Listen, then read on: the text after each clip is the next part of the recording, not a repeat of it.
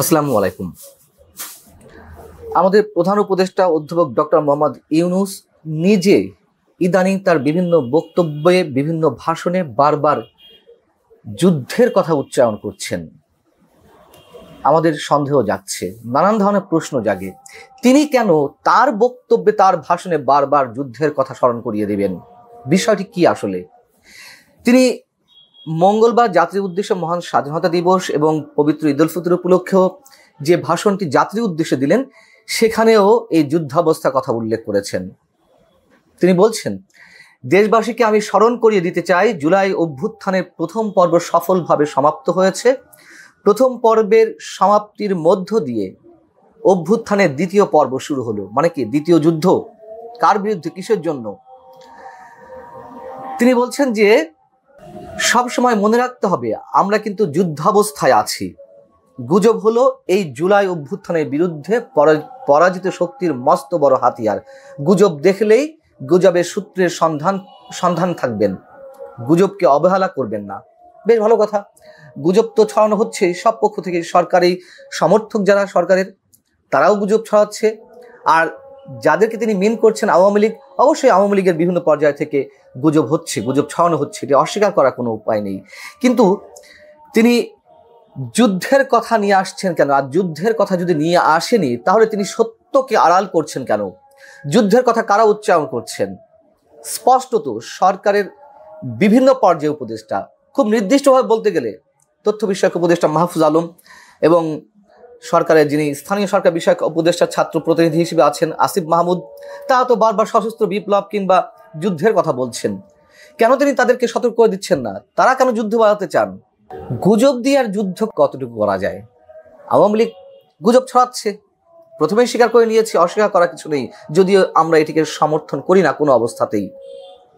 এবং শুধু সরকারের উপদেষ্টারা যুদ্ধের কথা বলেই ক্ষান্ত হচ্ছেন না। দেশের সার্বভৌমত্বের প্রতীক সেনাবাহিনীর বিরুদ্ধে তারা যুদ্ধের ইঙ্গিত দিচ্ছেন, ক্যান্টনমেন্ট গুড়িয়ে দেওয়ার কথা বলছেন স্পষ্টভাবে।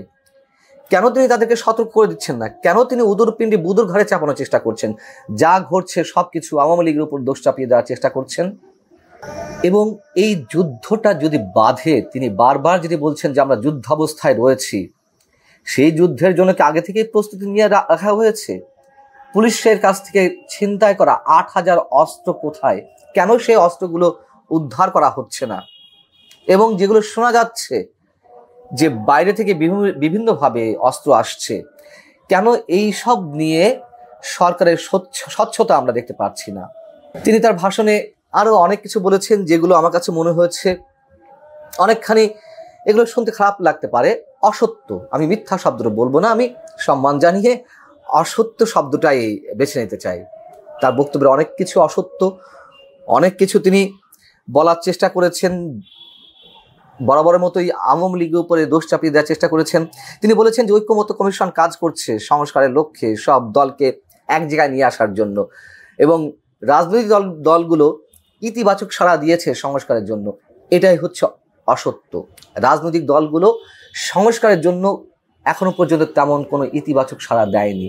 ছোটখাটো কিছু বিষয়ে তারা একমত হওয়ার চেষ্টা করছে, তারা তাদেরকে জানাচ্ছে, কিন্তু বড় যে বিষয়গুলো, সংবিধান সংস্কার, প্রোক্লেমেশন নিয়ে আসা, সংবিধানে মুক্তিযুদ্ধের পাশাপাশি ২৪কে স্থান দেওয়া, স্থানীয় সরকার নির্বাচন জাতীয় সংসদ নির্বাচন আগে করা, এগুলো কোনোটিতেই তো রাজনৈতিক যে বড় দলগুলো রয়েছে তারা কেউ ঐকমত্য পোষণ করেনি, তারা কেউ ইতিবাচক সাড়া দেয়নি।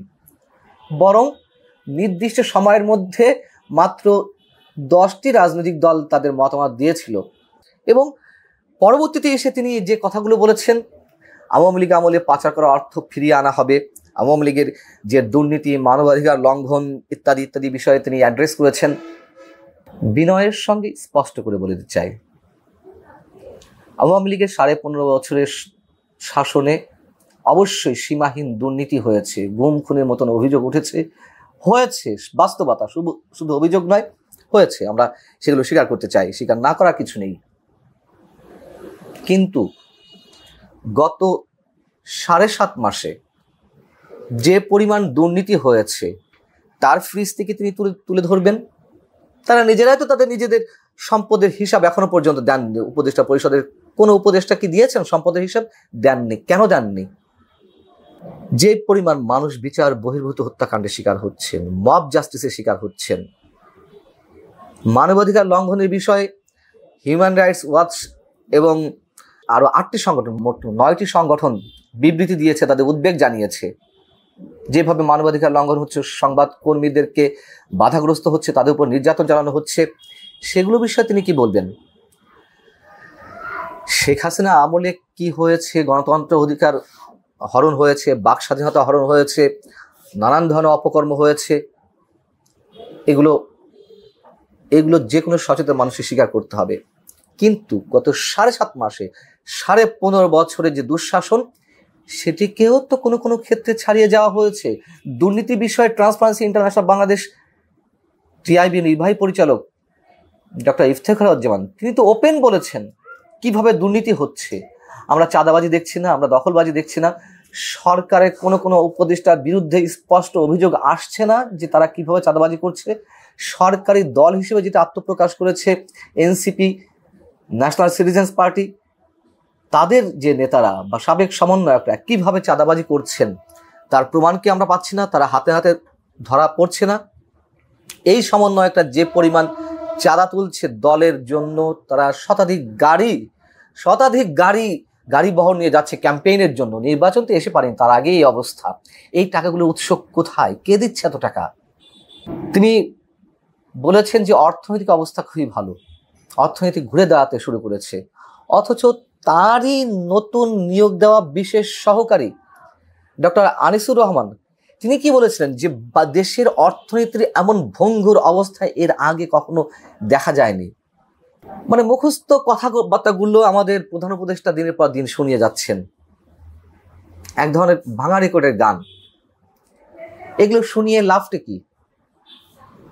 আমরা তো উন্নয়নের ফিরিস্তি শুনেছি শেখ হাসিনার সময়, সেখানে স্ট্রাকচারাল ডেভেলপমেন্ট ঠিকই হয়েছে, কিন্তু উন্নয়ন নিয়ে অবশ্যই প্রশ্ন ছিল। মানুষই শেষমেশ সেগুলো বিশ্বাস করেছে। এখন যেগুলো বলছেন আপনি, এগুলো বিশ্বাস করবে? কোনো অবস্থাতেই না। বিদেশি ঋণ একেবারে মুখ থুবড়ে পড়েছে। মানুষের আশা ছিল, আকাঙ্ক্ষা ছিল যে ডক্টর মোহাম্মদ ইউনূস আন্তর্জাতিক খ্যাতি সম্পন্ন অর্থনীতিবিদ, শান্তিতে নোবেল বিজয়ী, তিনি এলে কি না কি হবে, উন্নয়নের জোয়ার বয়ে যাবে। বিদেশি দাতা সংস্থাগুলো, কথিত দাতা সংস্থাগুলো টাকা নিয়ে বসে আছে যে বাংলাদেশকে ঋণ দেবে। কিছুই তো না। এবং বিদেশি ঋণ 68% বরঞ্চ কমেছে গত 2023-24 অর্থ বছরের তুলনায়। 2024-25 অর্থ বছরে বিদেশি ঋণ 68% কমেছে। তাহলে কি আমরা বলবো যে আওয়ামী লীগ ভালো ছিল? যদি এই জায়গা থেকে প্রশ্নটি তুলি, খুব কি অস্বাভাবিক প্রশ্ন তোলা হবে? ব্যাংকগুলো মাজা সুজা করে দাঁড়াতে পারছে না। বাংলাদেশ ব্যাংকের গভর্নর আহসান এইচ মনসুর, তিনি নিজে বলেছেন একদিন আগে যে টাকা ছাপিয়ে দেওয়ার পরও ব্যাংকগুলোকে বাঁচানো যাচ্ছে না। টাকা ছাপিয়ে লোন দেওয়া হলে, ঋণ দেওয়া হলে কি হয় আমরা জানি, মুদ্রাস্ফীতি, মূল্যস্ফীতি আরো বাড়তে থাকে। এর দায়ভার মানুষের কাঁধে এসে পড়ে, মানুষের জীবনে নাভিশ্বাস ওঠে। তারপরও আওয়ামী লীগ যেমন টাকা ছাপিয়ে এস আলমের মতন অলিগারদের ঋণ দিতে চেয়েছিল, একটা পর্যায়ে তারা থেমে গিয়েছিল। এই সরকার ঠিকই টাকা ছাপিয়ে ঋণ দিল, কাজ তো কিছু হলো না। কোন দিক থেকে আমরা ভালো আছি? অতএব এই যে অর্ধসত্য কথাগুলো, কোনো ক্ষেত্রে সত্যকে আড়াল করে একেবারে বায়বীয় কথাবার্তা, এটি ডক্টর মোহাম্মদ ইউনূসের কাছ থেকে আমরা কোনোভাবে আশা করতে পারি না। এবং তিনি এখনো মানুষকে ধোয়ার মধ্যে রেখেছেন। আর শেষে আরো একটু কথা বলতে চাই একই বিষয়ে, যুদ্ধাবস্থার বিষয়ে। তার এই কথাগুলো খুবই অ্যালার্মিং, আমাদের কাছে আতঙ্কের সৃষ্টি করে।